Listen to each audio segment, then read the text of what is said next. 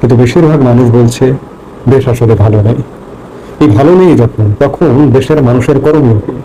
দেশের মানুষ কার দিকে চেয়ে থাকবে? সরকারের দিকে। কিন্তু সরকার 10 মাসে দেশটাকে কোনোভাবে একটা স্থিতিশীল জায়গায় আনতে পারেনি, ঐক্য প্রতিষ্ঠা করতে পারেনি।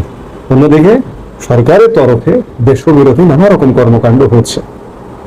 করিডোর ইস্যুকে কেন্দ্র করে, মার্কিন ডিপ স্টেটকে কেন্দ্র করে, বন্দর ইস্যুকে কেন্দ্র করে মানুষ অনাস্থায়।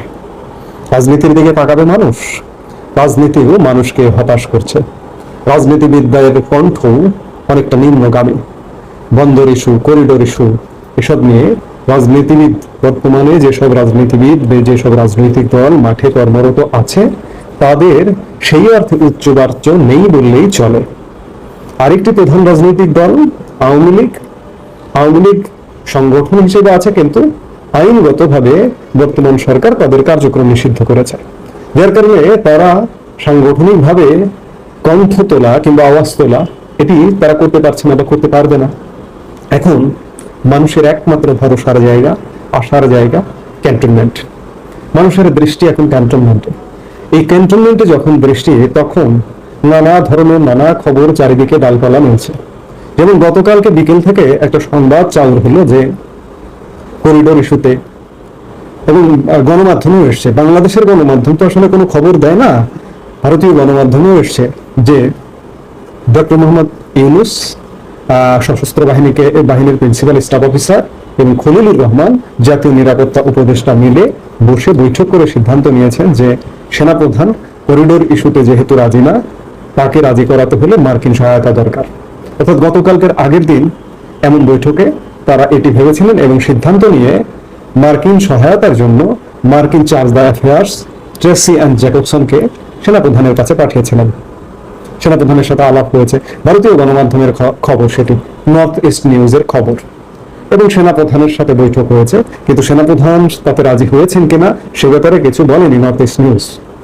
আমি আজকে দিনের আরেক ভাগের ভিডিওতে বলেছি নর্থ ইস্ট নিউজের কথা, বা যিনি রিপোর্টটি করেছেন চন্দন নন্দী, তার কথাও বলেছি। তিনি অনেক অনুসন্ধানী রিপোর্ট করে বাংলাদেশ নিয়ে, অবশ্যই প্রশংসা পাবার যোগ্য। তার রিপোর্টেই এসেছিল যে আজকে সেনাবাহিনীর দরবার হলে সামরিক অফিসারদের নিয়ে সেনাপ্রধানের একটি দরবার অনুষ্ঠিত হবে।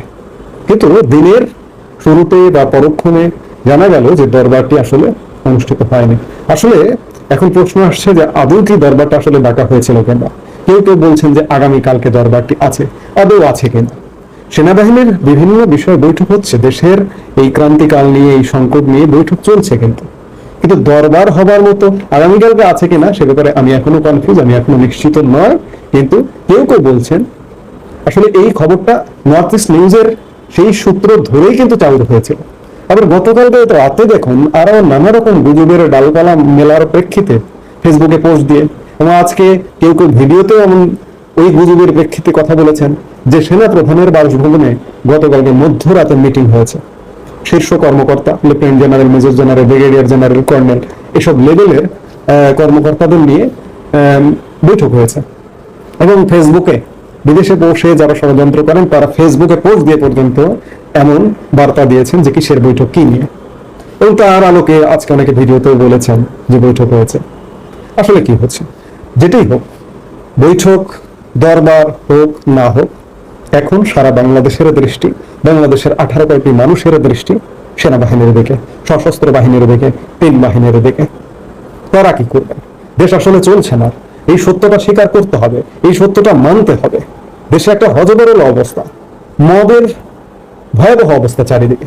এই যে গতকালকে রাতে ধানমন্ডিতে একটা ঘটনা, হাক্কানি পাবলিশার্সের মালিককে কিছু দুর্বৃত্ত, কিছু ডাকাত যে বলছে যে তারা ফ্যাসিবাদ বিরোধী সংগঠন, যাকে খুশি তাকে হয়রানি করবে। গতকালকে ধানমন্ডি থানার ওসির যে ভূমিকা দেখলাম, এই ভূমিকায় যদি সারা দেশের ওসিরা অবতীর্ণ হতে পারে তাহলে অন্ততপক্ষে মবটা বন্ধ হবে। কিন্তু দুঃখের কথা, আজকে একজন সমন্বয়ক হান্নান মাসুদ গতকালকে যাদেরকে অ্যারেস্ট করেছিল ধানমন্ডি থানার ওসি এবং ধানমন্ডির পুলিশ, মব ক্রিয়েট করতে যাবার দায়ে তাদেরকে আজকে আবার ছাড়িয়ে নিয়েছে। এগুলো তো অবসান দরকার। এগুলোর অবসান সরকারের কাছে মানুষ পাচ্ছে না, রাজনীতির কাছে পাচ্ছে না, যার কারণে মানুষ ক্যান্টনমেন্টের দিকে তাকিয়ে আছে। এই ক্যান্টনমেন্টের দিকে তাকিয়ে থাকার আলোকে আসলে ক্যান্টনমেন্ট কি করবে?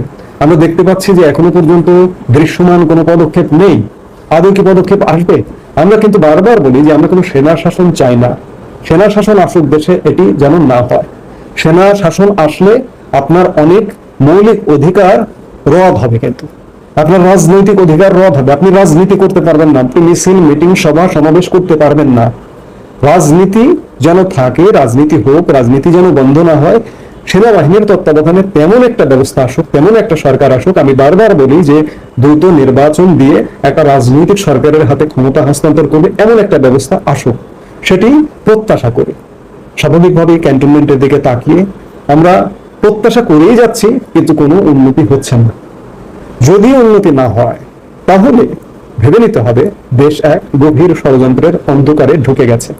এখান থেকে বের হওয়া 1971 সালের পূর্বের অবস্থায় ফিরে যাব আমরা, নাকি একটা নতুন বাংলাদেশে আবির্ভূত হব? এর সবকিছুর সমাধান আছে ক্যান্টনমেন্টে, সশস্ত্র বাহিনীর কাছে। সশস্ত্র বাহিনী পারে দেশকে উদ্ধার করতে। বারবার বলছি, গত কয়েকদিন যাবত বলছি, আবারও বলি, আবারও বলবো, সামনের দিনগুলোতেও বলবো। এখন পর্যন্ত সত্যিকার অর্থে আমি আজকের একটা ভিডিওতেও বলেছিলাম যে ক্যান্টনমেন্ট থেকে কি সিদ্ধান্ত আসবে। এখন পর্যন্ত আমরা জানি না যে আসলে কি সিদ্ধান্ত আসছে, কি সিদ্ধান্ত আসতে যাচ্ছে। অনেক কৌতূহলী মানুষও জিজ্ঞেস করেন যে আসলে কি হতে যাচ্ছে।